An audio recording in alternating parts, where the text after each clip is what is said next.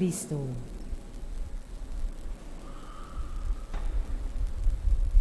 Sa karaniwang pang-araw-araw nating buhay, halos lahat ng ating ginagawa o ugnayan sa isa't isa ay nakabatay o nakasalalay sa pagtitiwala. Most of our waking hours is based on trust, on faith. Halimbawa po, kahit hindi mo laging kasama ang iyong misis o mister, meron kang pagtitiwala sa kanya na siya ay tapat sa iyo at hindi nagluluko. Kapag sumakay ka sa jeep o bus o eroplano, meron kang pagtitiwala sa driver o piloto na makakarating ka sa iyong patutunguhan. Kapag pumunta ka sa iyong doktor, meron kang tiwala sa kanya na meron siyang kakayahang pagalingin ka. At kung meron kang kaso, ay isangguni mo sa isang abogado, meron kang paniniwala o pagtitiwala sa kanya na may panalo niya ang iyong kaso. Sa panahon ng pandemya, meron din po tayong pagtitiwala sa mga bakuna na may bisa. Yung hindi po nagtitiwala ay hindi po sila nagpapabakuna.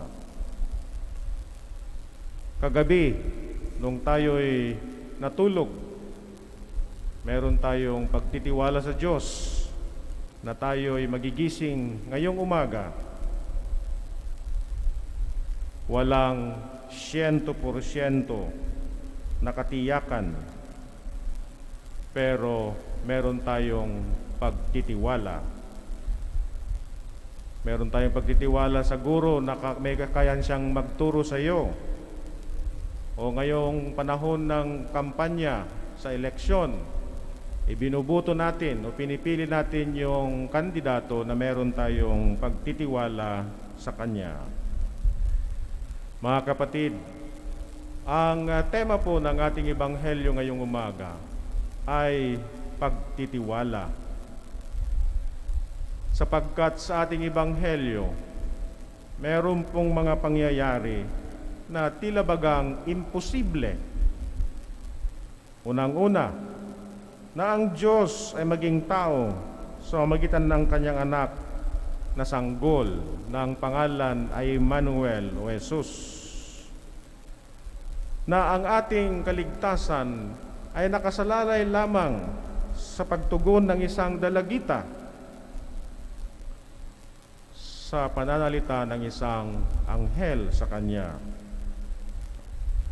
Na magbubuntis ng isang birhen na walang relasyon sa isang lalaki. Paano po ba yun? At magbubuntis din ng isang babae na napakatanda na at hindi lang matanda, siya'y baog pa. Si Maria, mga kapatid, ang ehemplo natin sa pananampalataya sa Diyos. Sapagkat sa ating ebanghelyo, sabi ng Anghel Gabriel, matuwa ka, ikaw ay kalugod-lugod sa Diyos. Sumasa iyo ang Panginoon. Ikaw ay maglilihi at manganganak ng isang lalaki at siya ay tatawaging Jesus. Magiging dakila siya at tatawaging anak ng Diyos ng kataas-taasan. Maghahari siya at ang kanyang kapangyarihan ay walang hanggan. Can you imagine a 17-year-old girl listening to the words of the angel Gabriel? Kahit sino, siya ay magugulumihanan. Hindi niya halos maintindihan kung ano ang ibig sabihin nito. Kaya sabi ni Maria, paano mangyayari ito? Gayong ako'y dalaga. Pero ang sabi ng anghel, huwag kang matakot, Maria. Umasa ka, magtiwala ka. Bababa sa iyo ang Espiritu Santo at liliman ka ng kapangyarihan ng kataas-taasan. Kaya't banal ang ipanganganak mo at tatawaging anak ng Diyos.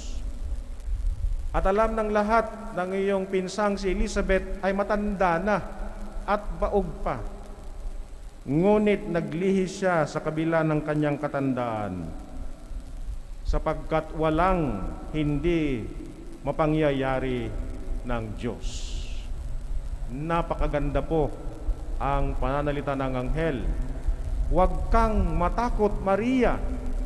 Tayong lahat ay huwag matakot, sapagkat walang hindi mapangyayari ng Diyos. Nothing will be impossible for God. Kaya buong buo ang kalooban ni Maria na tumugon sa pananalita ng anghel at sabi niya, mangyayari sa akin ang iyong sinabi. Mga kapatid, si Maria ang ating parangalan. Siya ang modelo natin para sa ating lahat na mga binyagan. Hindi niya naintindihan ang kabuuan, pero nagtiwala. Sa dasal ni San Anselmo, sabi niya, Panginoon, bigyan mo po ako ng sapat na pagtitiwala upang maintindihan ko at matatanggap ko ang mga pangyayari sa buhay ko. Unang-una po ang pagtitiwala. Hindi po natin lubos 100% na maintindihan ang lahat ng pangyayari sa ating buhay. Bakit ako'y nagkakasakit? Bakit napakarami ang problema sa buhay ko na aking pinapasan? Bakit parang tila bagang napakalayo ang Diyos? Bakit parang pinabayaan ako ng Diyos? Parang mas masaya ang buhay ng iba. Sa mensahe ng anghel sa ating Inang Birhen, ito rin ang sinasabi ng Panginoong Diyos sa bawat isa sa atin. Huwag kang matakot. Do not be on the side of fear, but on the side of hope, because nothing will be impossible for God. Paano ba tayo magtitiwala sa Diyos? O paano pa tayo magkakaroon ng pagtitiwala? How can we have trust in God or faith in God just like Mary? Unang-una, dapat nating malaman na ang Diyos ang unang magpapahiwatig. Dapat tayo'y magnilay-nilay. Dapat tayo'y tumahimik upang mapakinggan po natin ang buses ng Diyos. Dapat tayo'y magdasal. Pangalawa, bagamat tayo'y mga tao, mahina, marupok, makasalanan, ginagamit pa rin tayo ng Panginoong Diyos sa pagpapalaganap ng Kanyang kaharian. God can still use us as instruments, as channels of His grace. Pangatlo, sa pagtugon natin sa Diyos, ito'y hindi dahil sa ating kakayahan, sariling kakayahan, kundi ito ay biyaya rin ng Diyos. At kagaya ng ating Inang Birhen, sa kanyang pagsang-ayon, sa kanyang pagtugon sa pananalita ng anghel, sa napakalaking tungkulin na ipinagkaloob sa kanya ng Diyos, tumugon siya at sabi niya, mangyari nawa ayon sa iyong pananalita. First, there has to be acceptance. Trust can only come when we accept our situation, that there is a reason, that the will of God works in our lives. The will of God unfolds. We have to trust Him. God does not allow us to be tested, to carry responsibilities beyond our capacities to carry them. Kaya, yung pagsang-ayon natin, yung pagtugon natin, yung paggawa natin sa kalooban ng Diyos, ito'y biyaya mula sa Kanya. At ito rin ay biyaya para sa iba. Mary's blessing was personal in the sense that she was the only one who was chosen among all women. Blessed are you among women, and blessed the fruit of your womb. The blessing, the personal blessing of Mary, because she responded to the will of God, is also our universal blessing. Can you imagine if Mary rejected the announcement, the pronouncement of the angel? What would have happened to us? We would be in perpetual darkness, in perpetual damnation. But because of that courage, the willingness of Mary, let it be done to me according to your word, tayo po'y naligtas. Ganyan din po sa ating pansariling buhay. It is when we surrender to the will of God that we are blessed, and also our loved ones are blessed. Ang isang tatay na gumagawa ng kanyang tungkulin, a father who is faithful to his responsibilities, is not only a personal blessing, but a blessing to his family. A mother, a sister, a brother, kung ikaw ay tapat sa iyong tungkulin, pangunahing gawain, sa opisina man, kahit saan man, ito ay hindi lang biyaya para sa iyo. It is not only a personal blessing, but a blessing, as it were, good news to others. Alam nyo, nung nagumpisa na ang public ministry ng ating Panginoon Jesucristo, one from the crowd said, mapalad ang inang nagdalang tao sa iyo. Blessed is the woman that bore you in her womb, and the breast that nursed you. But Jesus said, blessed are those who believe in the word of God and put it into practice. Ang bunga po ng pagtitiwala ay ang paggawa ng kalooban ng Diyos.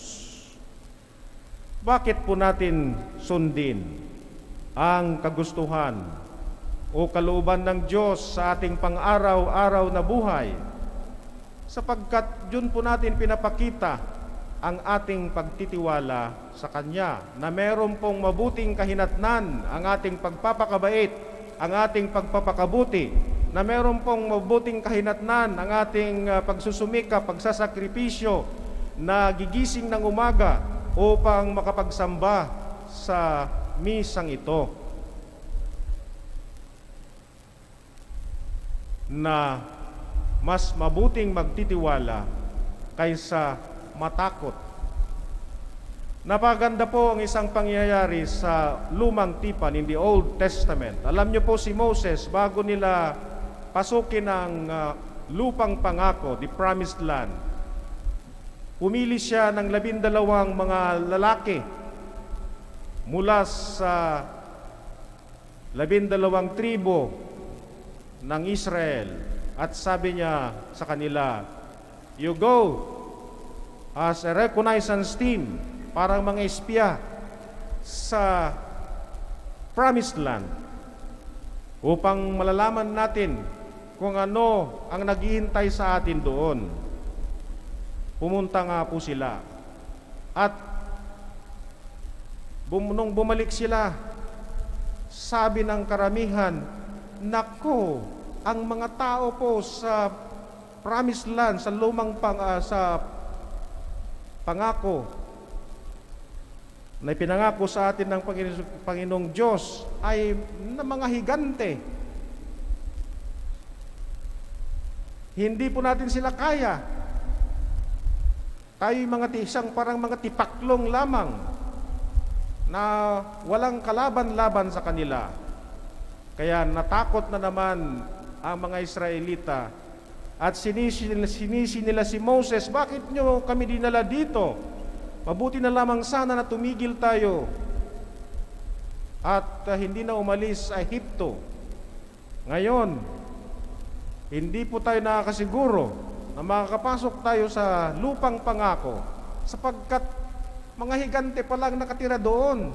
It is true that it's a land of milk and honey, pero paano natin masasakop yun kapag ang mga nakatira ay mga higante?"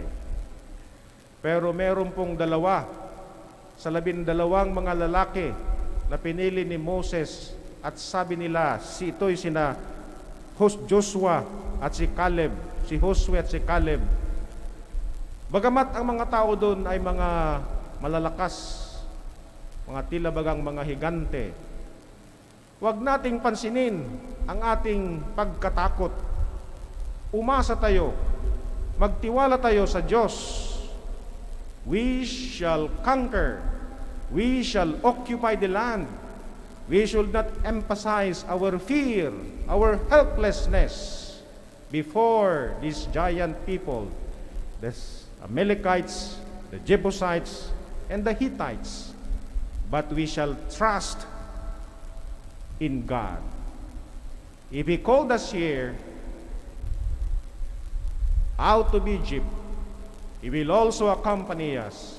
He will also strengthen us that you would be able to conquer and possess the Promised Land. Mga kapatid, yan po ang mensahe ng ating Ebanghelyo. Huwag tayong matakot. Kasama natin ang Diyos sapagkat sa unang pagbasa, ang pangalan ng tagapagligtas ay Immanuel, which means God is with us. And so as we continue this Eucharistic celebration, let us praise Mary for her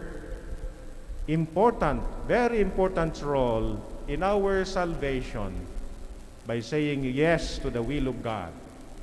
And we should also pray that this spirit of Mary should also permeate each and every one of us to surrender ourselves to God, not on the side of fear, but on the side of hope, na meron tayong buong pagtitiwala, panatag ang ating kalooban, na walang hindi mapangyayari ng Diyos.